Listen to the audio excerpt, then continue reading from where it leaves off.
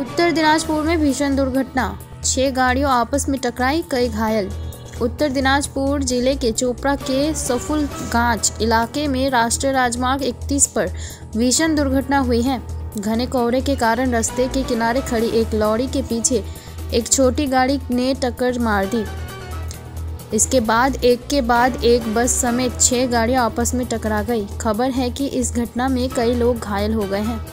स्थानीय लोगों का मानना है कि हादसा घने कोहरे के कारण हुआ है। सूचना मिलने के बाद चोपड़ा थाने की पुलिस मौके पर पहुंची। पुलिस क्रेन की मदद से दुर्घटनाग्रस्त वाहनों को राष्ट्रीय राजमार्ग से हटाने की कोशिश कर रही है।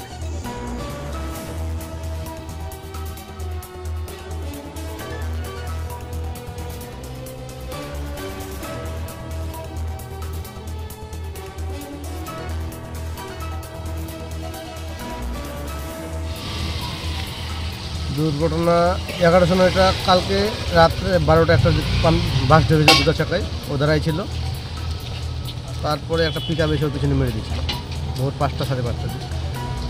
তার আধা ঘন্টা পরে একটা টাটা এসে আমার পিছনে মেরে দিল।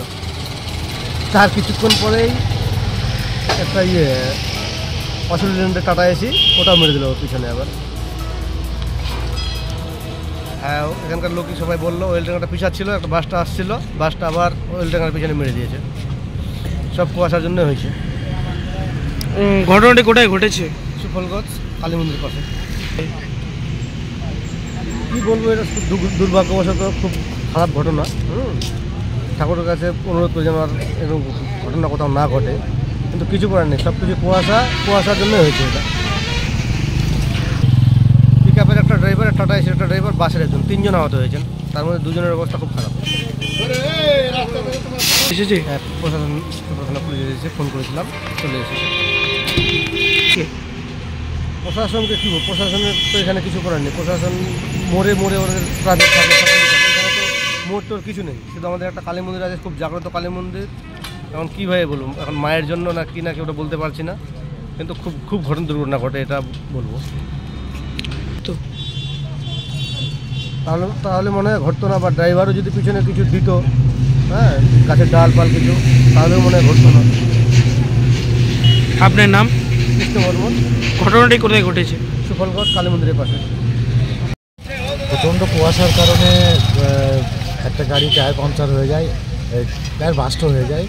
তারপর সেই গাড়িটি রোডের মাঝখানে দাঁড়িয়ে পড়ে।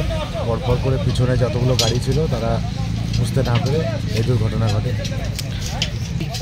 কারণ হচ্ছে প্রাকৃতিক দুর্যোগ, ঘন কুয়াশা। এই কুয়াশায় জন্যই কিছু দেখার পরিস্থিতি ছিল না, যার কারণে এই ঘটনা ঘটেছে।